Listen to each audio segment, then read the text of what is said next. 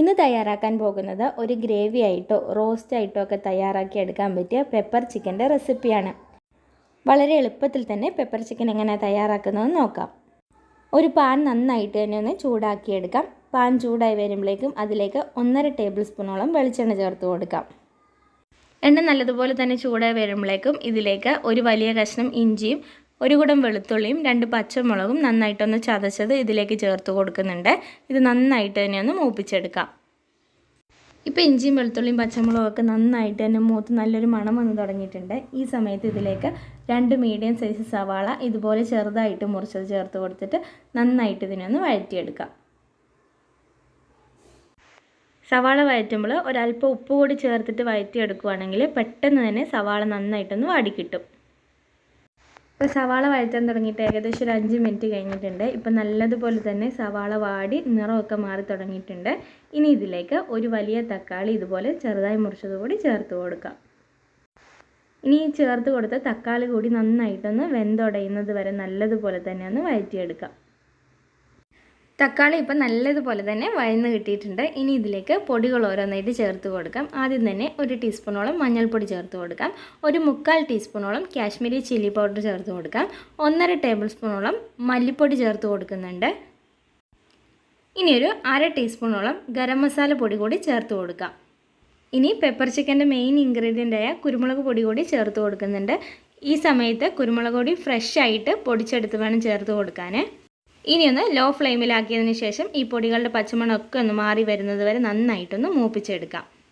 Pepper chicken തയ്യാറാക്കുമ്പോൾ കുരുമുളക് പൊടിയുടെ അളവ് കൂടുതലായതുകൊണ്ട് വളരെ കുറച്ച് മാത്രമേ നമ്മൾ മുളക് പൊടി ചേർത്ത് കൊടുക്കാവൂ. ഇല്ലെങ്കിൽ കറി തയ്യാറാക്കുമ്പോൾ ഭയങ്കര എരിവായി പോകുവേ.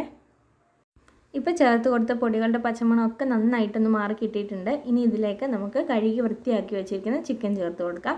ഞാനിവിടെ എല്ലോട് കൂടി തന്നെയുള്ള ചിക്കനാണ് ചേർത്ത് കൊടുക്കുന്നത്. ഏകദേശം ഒരു 1/2 കിലോഗ്രാമോളം തൂക്കം വരും.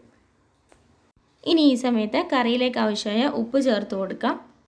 ഇനി തീ ഒന്ന് ഹൈ ഫ്ലെയിമിലേക്ക് മാറ്റിയതിന് ശേഷം ഇത് നന്നായിട്ട് തന്നെ ഇളക്കി യോജിപ്പിച്ചെടുക്കാം. ചിക്കനും അരപ്പും നല്ലതുപോലെ ഒന്ന് യോജിച്ച് വരുന്നത് വരെ കൈവിടാണ്ട് 1-2 മിനിറ്റ് നന്നായിട്ടൊന്ന് ഇളക്കി കൊടുക്കാം. ചിക്കൻ്റെ പിങ്ക് നിറമൊക്കെ ഒന്ന് മാറി നല്ലതുപോലെ ഒരു വൈറ്റ് കളറാകുന്നത് വരെ ഇളക്കി യോജിപ്പിച്ചെടുക്കാം. ഇപ്പം നല്ലതുപോലെ തന്നെ ചിക്കനും അരപ്പും നന്നായിട്ട് യോജിച്ച് വന്നിട്ടുണ്ട്.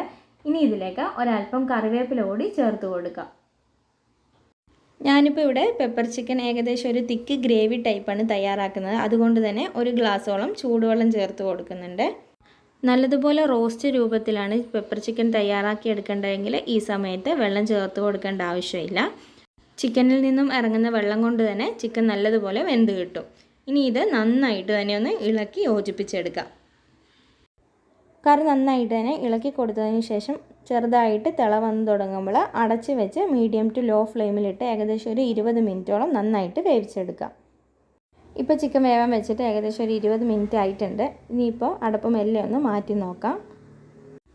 ഇനി ഇത് നല്ലതുപോലെ ഒന്ന് ഇളക്കി യോജിപ്പിച്ചെടുക്കാം. ഇപ്പോൾ ചിക്കനൊക്കെ നല്ലതുപോലെ തന്നെ വെന്ത് കറിയൊക്കെ എണ്ണ തെളിഞ്ഞ് കിട്ടിയിട്ടുണ്ട്. പെപ്പർ ചിക്കൻ ഡ്രൈ റോസ്റ്റ് ചെയ്യുന്ന സമയത്താണെങ്കിൽ ഇടയ്ക്കിടയ്ക്ക് അടുപ്പ് മാറ്റി ഒന്ന് ഇളക്കി കൊടുക്കാൻ മറക്കരുത്. ഇല്ലെങ്കിൽ പെട്ടെന്ന് തന്നെ അടി കഴിഞ്ഞു പോകാനുള്ള സാധ്യതയുണ്ട്. ചിക്കനൊക്കെ നന്നായിട്ട് വെന്ത് പാകമായി കഴിഞ്ഞതിന് ശേഷം വീണ്ടും 1 ടീസ്പൂണോളം കുരുമുളക് പൊടി കൂടി ചേർത്ത് കൊടുക്കാം. ഫ്രഷ് കുരുമുളക് പൊടിയുടെ ടേസ്റ്റ് കിട്ടാൻ വേണ്ടിയാണ് കറി തയ്യാറായതിനു ശേഷം ഒരല്പം കുരുമുളക് പൊടി കൂടി ചേർത്ത് കൊടുക്കുന്നത്. ഇനി നല്ലതുപോലെ തന്നെ ഇളക്കി യോജിപ്പിച്ചതിന് ശേഷം ഫ്ലെയിം ഓഫ് ആക്കാം. നെയ്ച്ചോറിനും പത്തിരിക്കും ചപ്പാത്തിക്കും പൊറോട്ടയ്ക്കും ദോശയ്ക്കും ഒക്കെ പറ്റിയൊരു കിടിലൻ കോമ്പിനേഷനാണ് ഈ പെപ്പർ ചിക്കൻ.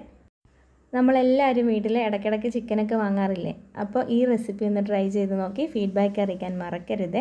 ഇന്നത്തെ റെസിപ്പി വീഡിയോ ഇഷ്ടപ്പെട്ടെങ്കിൽ വീഡിയോ ഒന്ന് ലൈക്ക് ചെയ്യാനും നിങ്ങളുടെ ഫ്രണ്ട്സിന് ഷെയർ ചെയ്യാനും ഈ ചാനൽ സബ്സ്ക്രൈബ് ചെയ്ത് സപ്പോർട്ട് ചെയ്യാനും മറക്കരുത്.